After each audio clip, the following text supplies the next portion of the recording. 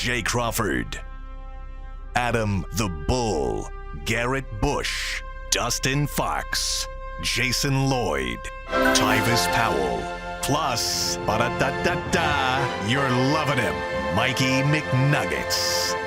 And so many big names, it would take me hours to say all of their names. The ultimate Cleveland sports show starts now. Booyah! Welcome to the weekend and welcome to WKYC's version of the Ultimate Cleveland Sports Show. We're here for 30 minutes. Coming up, I'm Jay Crawford. Who will be the Guardians' ace at the end of this season? We'll dig in. Jason. I'm Jason Lloyd. Huge Cavs game tonight against the Boston Celtics. Evan Mobley's having a phenomenal year. He struggled in his last meeting against Kristaps Porzingis. Is he the X factor tonight to get a win on the road in a big, hopeful postseason preview? I am G. Bush, and we're going to talk about all of the great storylines coming out of the NFL Combine. Travis Hunter, Cam Ward, Shedeur Sanders. We'll talk about it next right here on UCSS. McNuggets? Cavs, Celtics tonight for all the marbles, 7:30 on national TV. But we're going to start with this, guys. There's not a great NBA rivalry today. There isn't.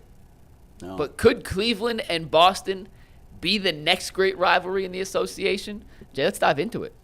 Yeah, that's a great question because I think for a while the Celtics and the Cavs had a rivalry. When LeBron was here, they had a nice rivalry going on. But there really isn't a big time, the Lakers-Celtics thing, that doesn't exist.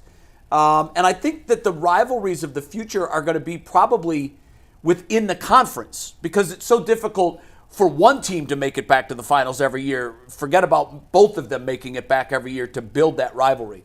So I think that, looking forward for the next couple of years, you could have two rivalries emerge. Cavs and the Celtics in the East, and then the Thunder and either the Cavs or the Celtics, whoever keeps winning the East in the NBA Finals. But I do think it has the potential to be a really good rivalry. And when these teams play, the games are always good, Jay. They feel like playoff games. You need star power. You need household names for a rivalry. And really, in this instance, you need Cleveland to beat Boston in the playoffs this year. It's not a rivalry if Boston wins. Right. Because Boston won last year. Boston knocked out the Cavs last year, eliminating them from the playoffs. If the Cavs can beat the defending champs this year in a postseason series, next year you have a rivalry. Next year, it's always the following year is when things really build. And we saw that with Cavs Warriors. It was the fact that both teams won. That's when it really escalated to a different level. Golden State won the first time, Cavs won the second time, and then it was on after that. So if Boston wins and Boston's able to eliminate Cleveland this year, no, this is not a rivalry. But if the Cavs win going into next year, you got something here. It's funny you mentioned rivalry. I would have thought a couple of years after the Knicks beat the Cavs and the way they could beat them, I thought if they would have played the next season, that would have been a rivalry we talked about with the Knicks and the Cavs. Last year, you got a chance to play Orlando. You went 7 games. Orlando was a feisty bunch. They were, the Wagner twins. We was going back and forth with them. It was a tough battle. We won 4-3. And I thought, okay, well, that might be a little bit of a rivalry budding. But the Cavs has taken a little bit of a jump. We saw it against the Knicks, and we saw it against the Magic. Now, this has an opportunity to be that rivalry because of the star talent, multiple all-stars on each team. You got a superstar in Jason Tatum, superstar in Donovan Mitchell. You got Mobley. They got you take a look at they got Green or Jaylen Brown, and then you talk about Derek White and all those other guys. I think when you look at it, it definitely has a chance to be a rivalry. But like Jason said, hey, you got to win some games. You got to win, and it goes a long way if they could do that tonight. And doing that in the Garden. Yeah, Jay, you said something that's interesting that I didn't really think of, but you're absolutely right. For it to be a rivalry, and I don't mean in Boston and in Cleveland. I'm talking about the kind of rivalry that is felt nationally, like the Celtics and the Lakers was. And, you look at North Carolina Duke. That's not just felt in North Carolina. Everybody knows that's a rivalry.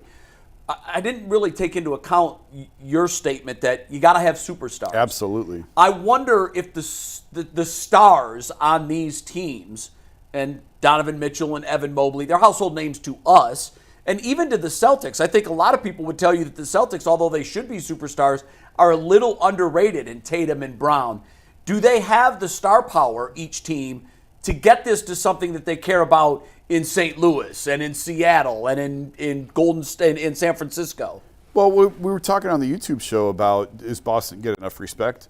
I think part of the reason they may not is because they don't have a top 5 player. Like if you're going to count the top 5 players in the game, does Jason Tatum make that list? Probably not. I don't think he does. Yeah. And nobody on the Cavs is right now a top 5 player. I think Evan Mobley is well on his way. And a year from now, we may be having a different conversation as that. Right. Especially as some of today's stars fade off and we have the face of the franchise conversation that's going on right now.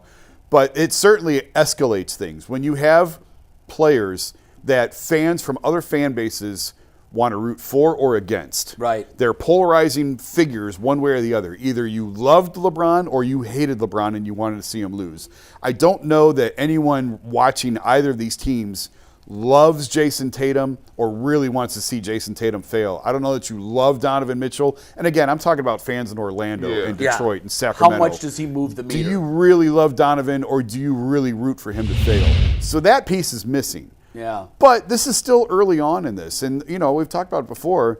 If you look at their cap sheet, the Cavs have a 3-year window here to win a championship. And as this thing goes, as this thing builds, they're going to be around a while. This is the first year of what's going to be a few years where they're in this conversation. And people across the country are going to get to know this team. And I think it also helps that the Cavs are very likable.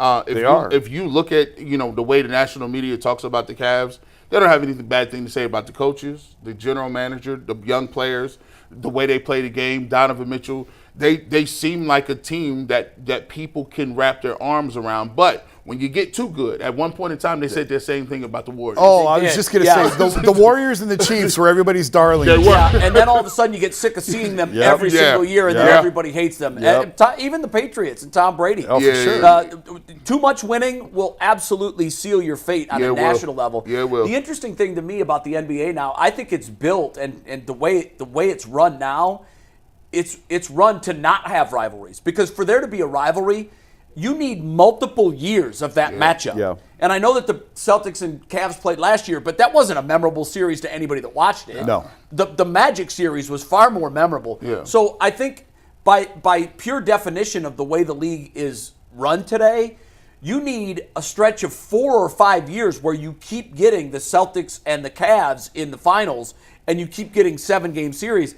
And I just think it's built right now. It's too difficult to sustain that for both teams to be in that exact same window for that period of time. So I think the days of the Celtics-Lakers, we're not going to see that again. The difference now, when you're talking East versus West, you're only playing each other twice a year, and then in the finals. Cavs-Celtics are 4 times a year.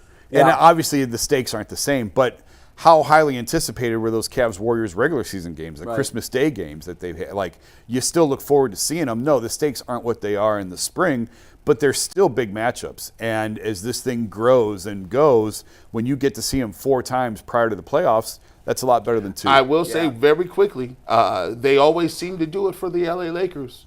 Lakers and OKC.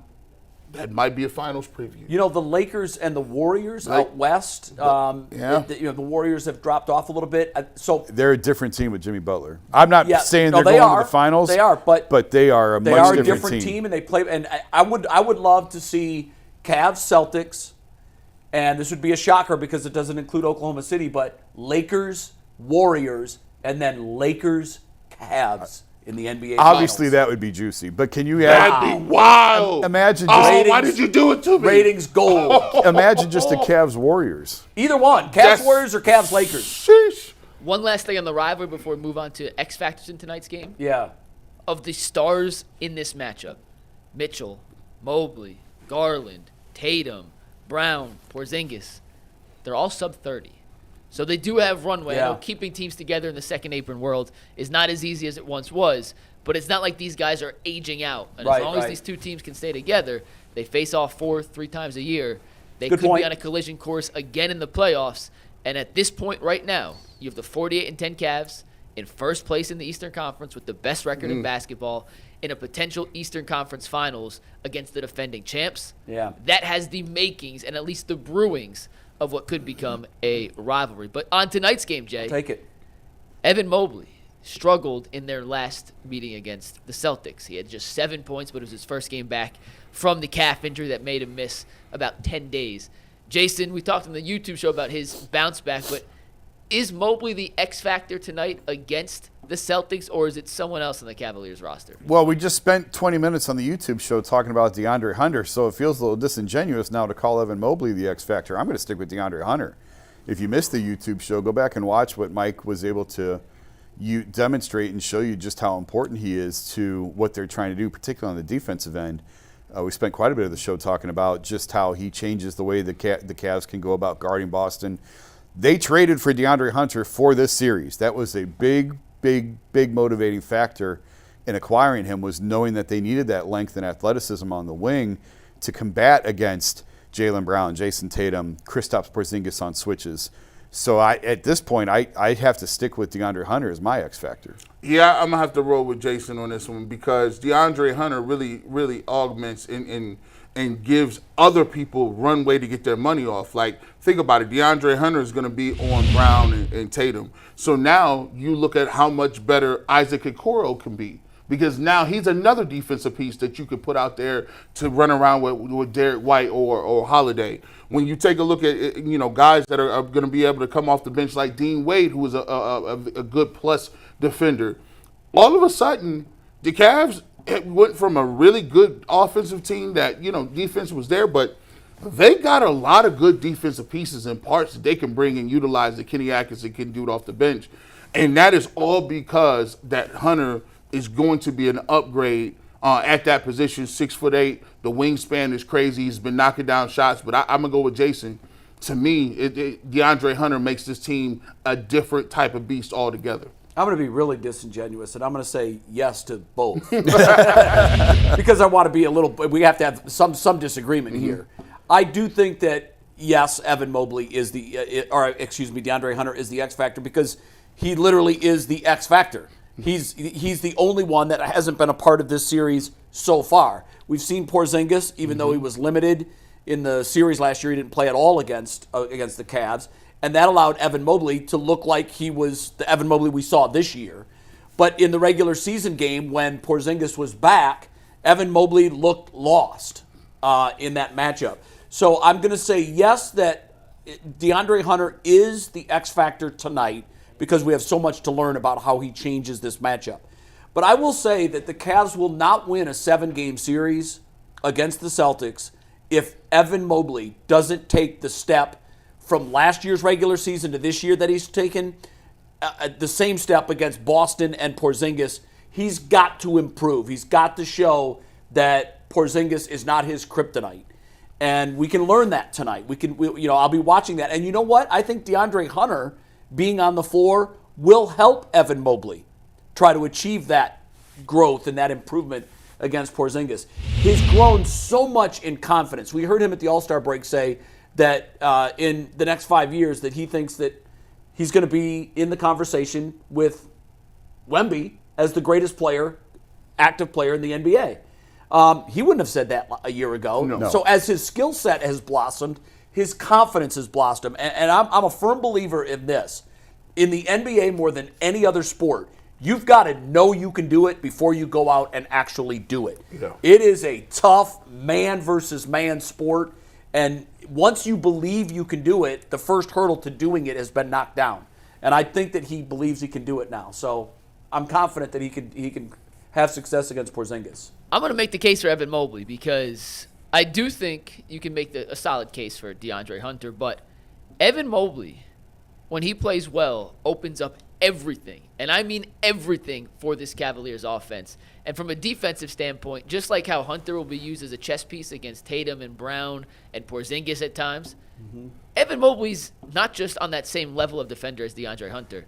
He's even more versatile, and he's a better shot blocker. And he's probably not as laterally quick on the perimeter, but he will be in those same situations, getting caught up in switches, and the ability for him to hold up against Tatum and Brown and whoever else they have on the perimeter is equally as important. But the Cavaliers cannot become just a jump shooting team against Boston. They have to get points in the paint. And Hunter's good at that, but he's not as good as Evan Mobley in that instance. I think getting over the bugaboos from the last matchup against Porzingis will be a big mental hurdle for Evan Mobley, who also struggled in the game they beat Boston earlier, he only had 9 points in that matchup, 4 of 13 from the floor. So he hasn't performed that well against KP this season.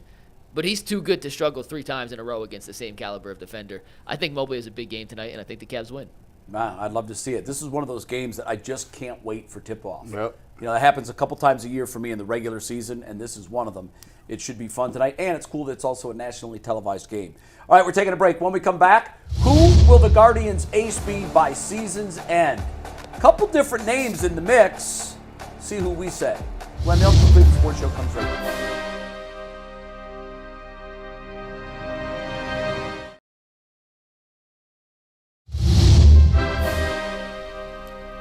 Welcome back to the Ultimate Cleveland Sports Show. It's time to talk Cleveland Guardians. Off to a little bit of a bumpy start this spring. We'll talk about that in a second. But I want to start with the ace of this staff because this is a really weird and interesting makeup for a starting pitching staff.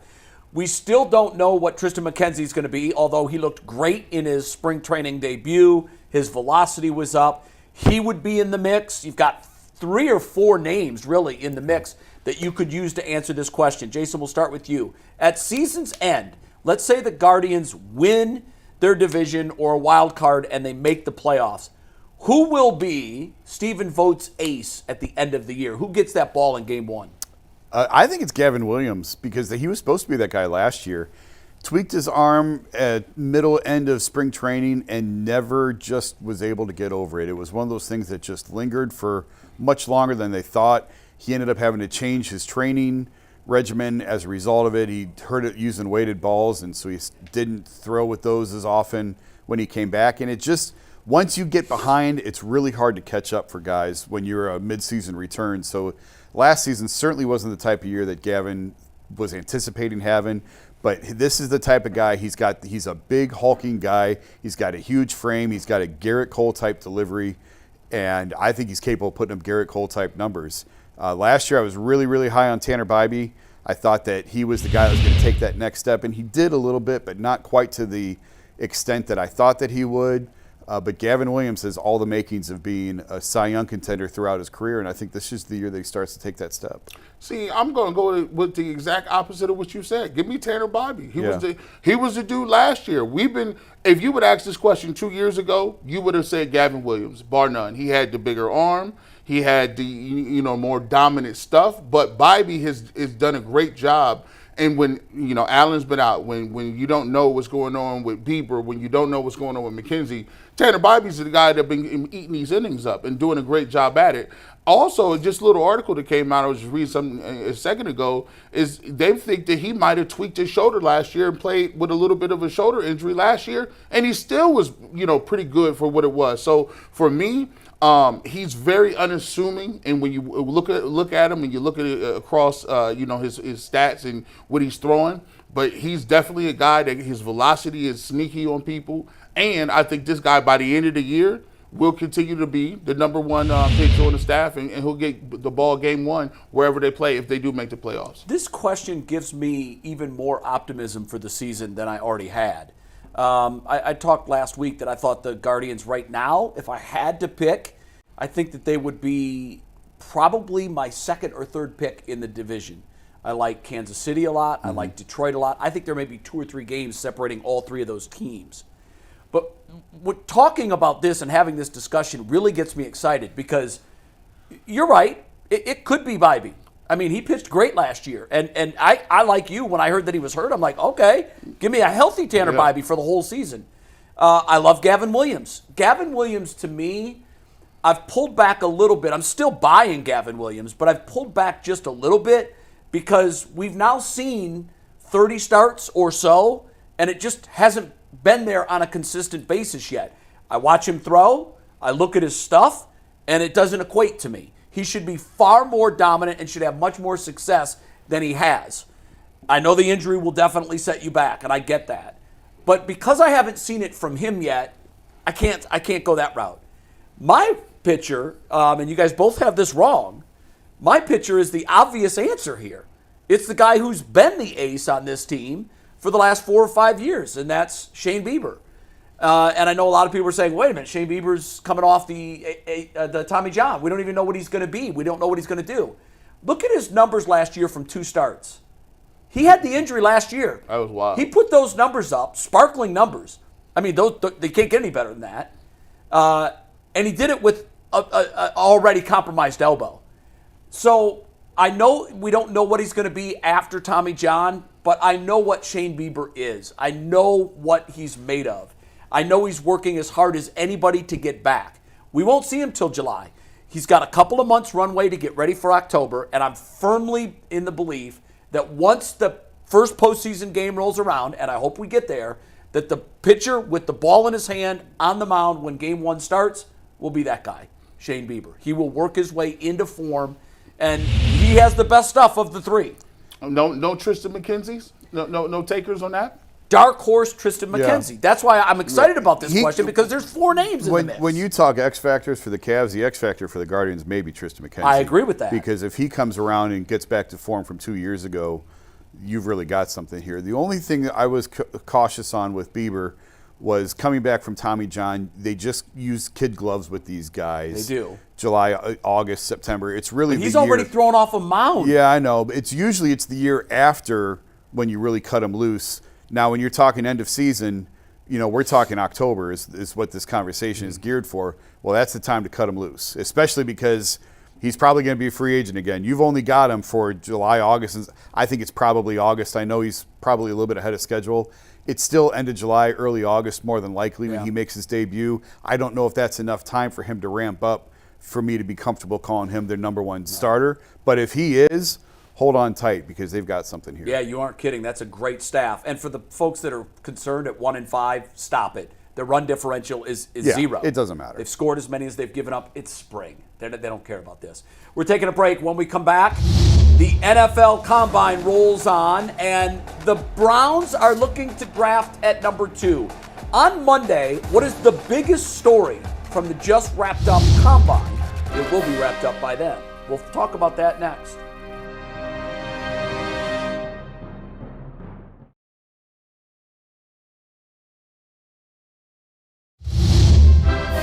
The NFL Combine hits full stride this weekend. Monday, what will be the biggest story as it pertains to the Cleveland Browns and the Combine, G? I think the storyline over the NFL is going to be the return of the backs.